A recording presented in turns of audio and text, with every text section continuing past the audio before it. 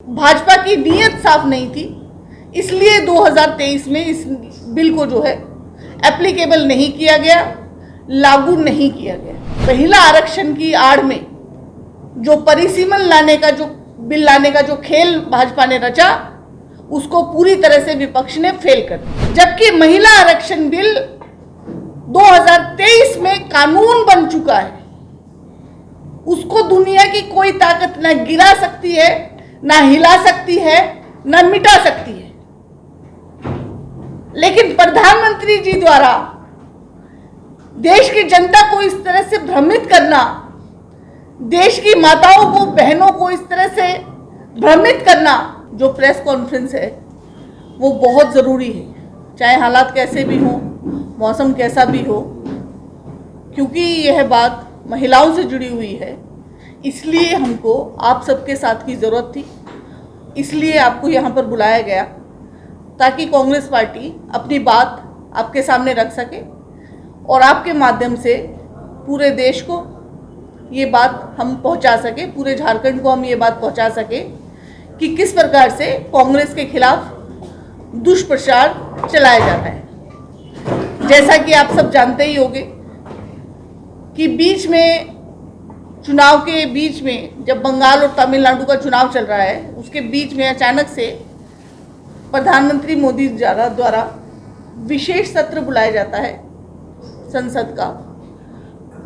आनन फानन में संसद का सत्र बुलाया जाता है, जिसकी जानकारी किसी को नहीं है। जैसा कि हमेशा वो एक सनसनी जो है क्रिएट करने की कोशिश करते हैं, उसी प्रकार से यह भी सनसनी और एक सनसनीखेज न्यूज़ के आधार पर सबको, विपक्ष को दिया गया कि आपको जो है विशेष सत्र बुलाया जा रहा है और आपको आना है। किसी को कोई आइडिया नहीं है कि क्या होने वाला है और क्या होगा।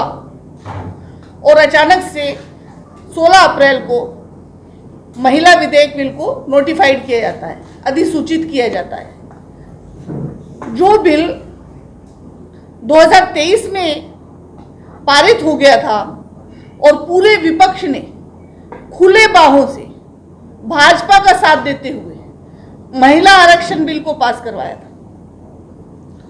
पूरी अच्छी नीयत से, खुली बाहों से, खुले दिल से हमने महिला आरक्षण बिल को पास करवाया था।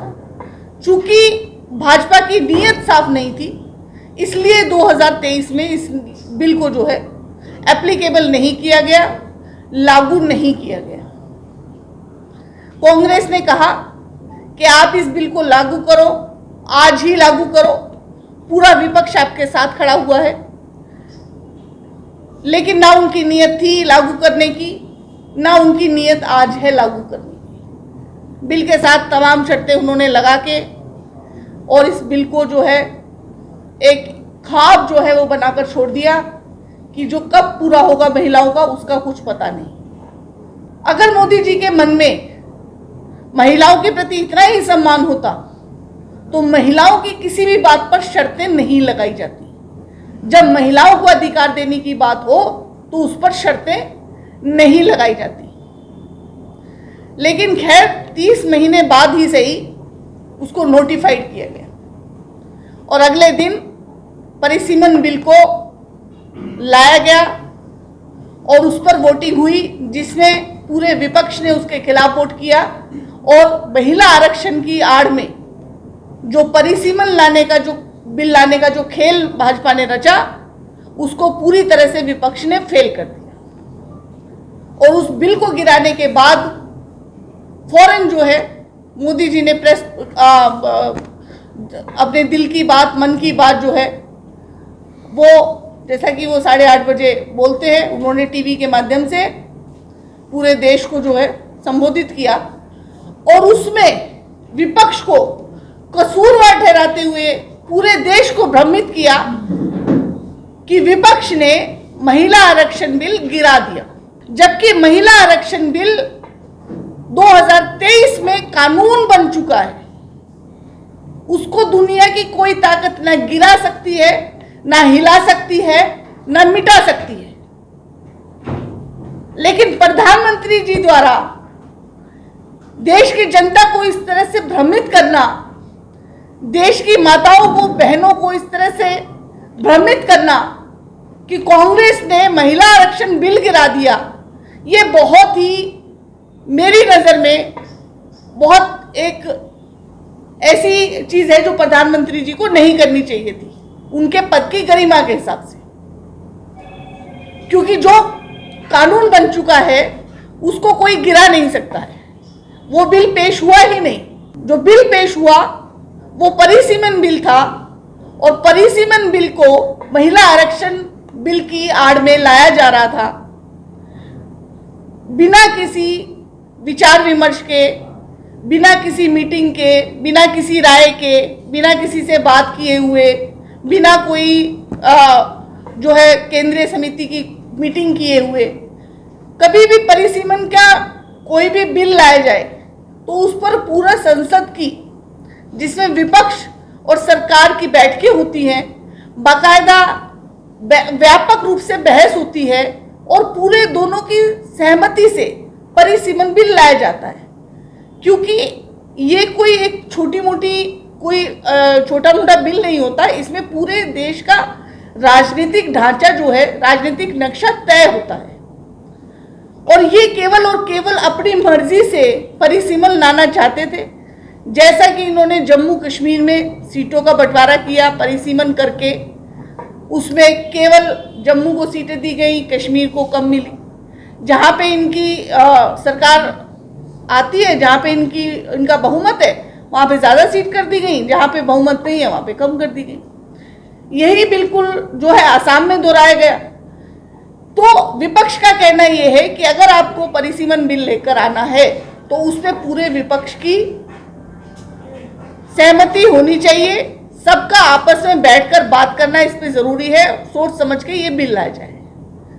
लेकिन जेरिमेंडरिंग की तरह अपनी मर्जी से कहीं से भी नक्शा खींच देना अपने राजनीतिक लाभ के लिए, वो बिल्कुल देश के खिलाफ है, संविधान के खिलाफ है, लोकतंत्र को तोड़ने वाला है।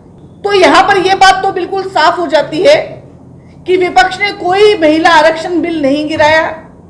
जो बिल गिराया गया वो परिसीमन बिल था, जो कि पूरी तरह से देश को तोड़ने वाला था, देश को बांटने वाला था, जिसमें सदर्न जो हमारे स्टेट्स हैं उनको बिल्कुल नकार दिया जाता, उनको बिल्कुल ही उनकी भूमिका जो है देश के राजनीतिक अचल में नगण्य हो जाती।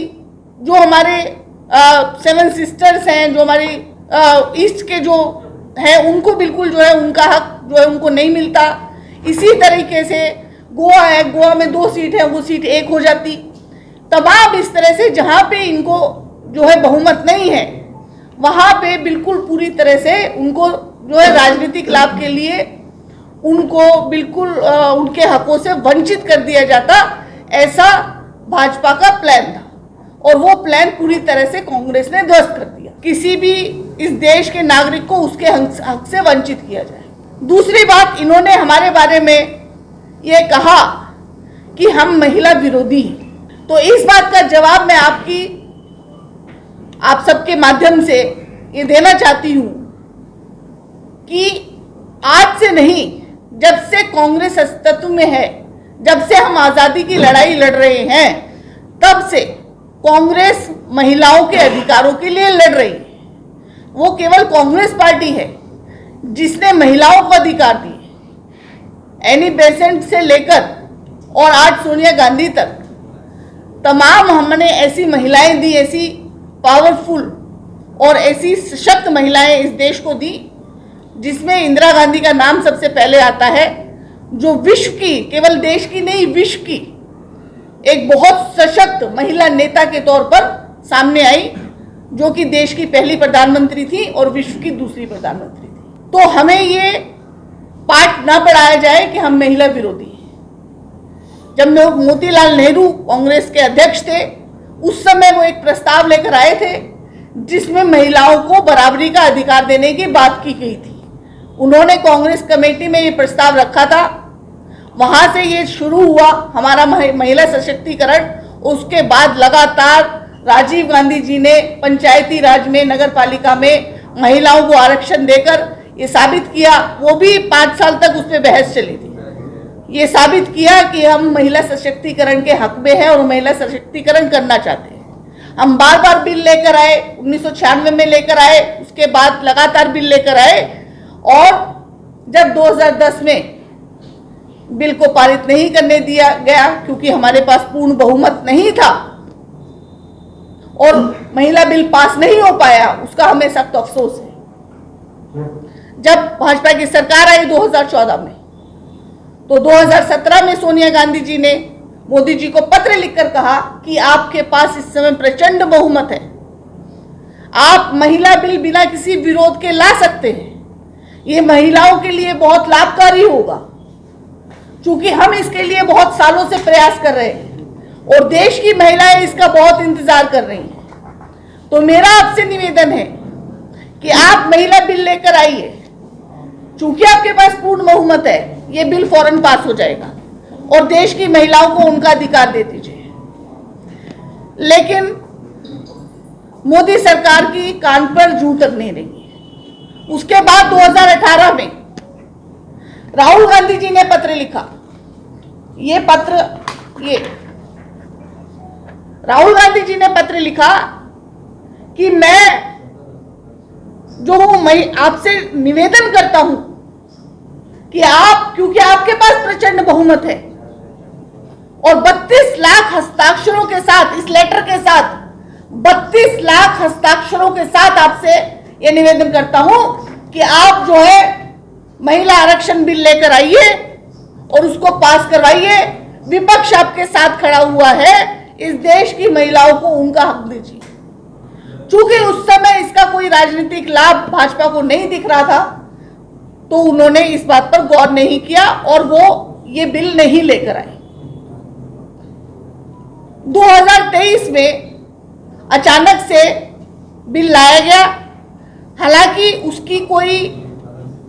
उसका कोई ब्लूप्रिंट नहीं था, उसका कोई मैप नहीं था कि किस प्रकार से लागू किया जाएगा, किसको कितना हक दिया जाएगा। आनन फानन में बिल लाया गया, फिर भी पूरे विपक्ष ने खुली बाहों से इसे स्वीकार किया और खड़े होकर इसका स्वागत किया और किसी ने इसका विरोध नहीं किया। निर्विरोध ये बिल जो है वो पास हो गया और कानून बन गया।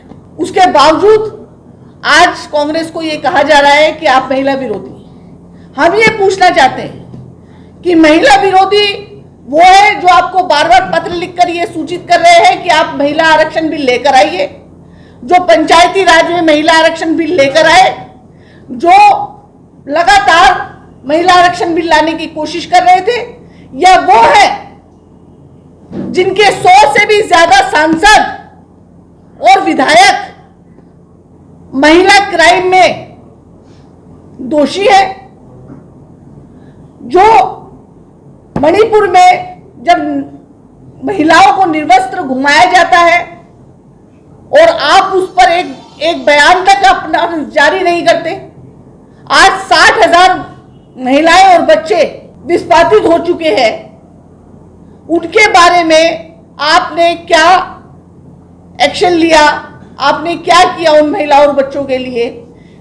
2023 में ही केवल जब महिला आरक्षण बिल आया था, 21 महिलाओं के साथ बलात्कार और उनके मर्डर की खबर आ चुकी थी, लेकिन मोदी सरकार ने कोई एक्शन नहीं लिया। इसी सरकार में यह हुआ कि कुलदीप सेंगर जैसा एक व्यक्ति अपने घर आई एक नाबालिग लड़की नौकरी के लिए मांगने आती है, उसका बलात्कार करता है और उसके बाद उसके साथी उसका बलात्कार करते हैं और उसके बाद उसके पूरे परिवार को मार दिया जाता है। तब तक भी उसको जो है भाजपा अपनी पार्टी में रखती है, उसको अपनी पार्टी से नहीं निकालती। ब्रजभूषण शरण सिंह जैसा नेता जो हमारे देश में देश की जो मान सम्मान बढ़ाने वाली पहलवान लड़कियां थी, उनके साथ उनको मोलेस्ट करता है। छोटी बच्चियों को, नाबालिग बच्चियों को जो अभी जो खेलना सीख रही हैं, उनको मोलेस्ट करता है। उस पर दिल्ली पुलिस द्वारा पॉक्सो एक्ट लगाया जाता है। उसके बावजूद वो संसद में बैठ के ठहाके लगाता है और उसको जो है पार्टी से निष्कासित नहीं किया जाता। इस सरकार में ही ये हुआ कि हाथरस में एक बेटी के साथ बलात्कार होता है और पुलिस उसे जबरदस्ती उसके शव को सफदरजंग हॉस्पिटल से खींच के ले जाती है और जाकर गांव में पेट्रोल डालकर जला देती है बिना उसकी माँ बाप की मर्जी के और बिना किसी को इत्तला दिए, और दोषियों को सजा नहीं मिलती है, दोषियों को बचाया जाता है। इसी सरकार में यह होता है कि छोटी नाबालिग बच्चियों के साथ बलात्कार हो रहे हैं और वो भाजपा के पदाधिकारी निकलते हैं, लेकिन पदाधिकारियों के खिलाफ कोई कार्रवाई नहीं होती। बनारस यूनिवर्सिटी में भाजपा के पदाधिकारी, भाजपा के एबीवीपी के कार्यकर्ता नहीं, पदाधिकारी कॉलेज की यूनिवर्सिटी की बेटी के साथ रेप करते हैं, लेकिन उस पर कोई कार्रवाई नहीं होती और वो खड़ा होकर बाकायदा मोदी जी के साथ और बड़े नेताओं के साथ फोटो खिंचवाता है, उसको निकाला नहीं जाता। इन्हीं की सरकार में यह होता है कि महिलाओं को जो है जीप के पीछे बांधकर घसीटा जाता है, उनको मारा जाता है, लेकिन इस सरकार की कान पर जू नहीं लगती और ये हमें महिला विरोधी होने का इल्जाम लगाती है। ये हमें महिलाओं के लिए पाठ पढ़ाती है। क्या इन्हें पढ़ाना चाहिए? इनको शर्म आनी चाहिए कि इनके राज में 12 साल में सबसे ज्यादा महिलाओं पर अत्याचार हुए और आज तक महिलाओं पर अत्याचार होने वाले जो सबसे बड़े हाईलाइटेड हाई प्रोफाइल केसेस है, उसमें ज्यादातर भाजपा अधिकारियों का, भाजपा पदाधिकारियों का, भाजपा विधायकों का और भाजपा सांसदों का नाम आया। अब मैं एक दूसरा पक्ष आपके सामने रखना चाहती हूँ। महिला आरक्षण बिल में हमने इनसे कहा कि आप लागू करिए, आज करिए। 543 सीट है, आप 181 सीट जो है महिलाओं को दे दीजिए, उनका हक उनको दे दीजिए। लेकिन इन्होंने इस बात पर बिल्कुल भी गौर नहीं किया। इन्होंने कहा कि नहीं, हम परिसीमन करेंगे, उसके बाद सीट बढ़ाएंगे, उसके बाद महिलाओं को देंगे। उस पर भी जब कांग्रेस का बार बार कहना था कि जाति जनगणना की जाए और ओबीसी वर्ग को, ओबीसी वर्ग की महिलाओं को उनका अधिकार जो है वो दिया जाए, ओबीसी महिलाओं को उनके अधिकार से वंचित रखने का ये कुत्सित प्रयास है भाजपा का, जिसको ये अपनी भ्रमकारी नीतियों से जनता को भटकाकर कि इस तरह का आरक्षण जो है वो मान्य नहीं है, ये देश की जनता को बताया जा रहा है। लेकिन हम बार बार हम यही कहते हैं कि आप 2011 की जनगणना के आधार पर ओबीसी महिलाओं को उनका अधिकार दो और आज और अभी मानसून सत्र में आने वाले आप जो है बिल आपका जो है आपने नोटिफाइड करा दिया है, उसको लागू कर दीजिए। 2029 में जो महिलाओं को उनका अधिकार मिल जाएगा। लेकिन इनकी मंशा बिल्कुल केवल और केवल राजनीतिक लाभ के लिए है और अपनी पार्टी के भले के लिए है। महिलाओं के लिए दूर दूर तक भाजपा का कोई भी कंसर्न नहीं है। इसीलिए ना ये जनरल, ना ये ओबीसी, ना ये एससी, ना ये एसटी, किसी भी वर्ग की महिलाओं को आरक्षण देना ही नहीं चाहते, क्योंकि वो इनका मकसद है ही नहीं। इनका मकसद केवल और केवल किसी प्रकार से सत्ता में रहना है। उसके लिए तमाम तरह के मुद्दे रोज लेकर आना है। इसी क्रम में जो है महिला आरक्षण बिल लाया गया, इसी क्रम में आनंद फानंद में संसद सत्र बुलाया गया, इसी क्रम में परिसीमन जो है जो मैंने बताया आपको कि उसके पीछे इनकी क्या मंशा थी, वो लागू करने की इनकी मंशा थी कि ताकि इनकी जो पार्टी वो सत्ता में रह सके हमेशा के लिए। और हम आज भी हमारा यही कहना है कि किसी भी परिस्थितियों में कांग्रेस सदैव इस देश की महिलाओं के साथ है और हमेशा रहेगी। और 2029 में कांग्रेस सरकार बनाएगी और उसमें महिलाओं को उनका अधिकार देगी। हर वर्ग की महिलाओं को उनका अधिकार मिलेगा, ओबीसी को भी, एससी को भी, एसटी को भी, हर वर्ग की महिलाओं को उनका अधिकार मिलेगा। ये कांग्रेस का वादा है देश की महिलाओं से। लाइव लगातार के वीडियो को लाइक करें, सब्सक्राइब करें और बेल आइकन को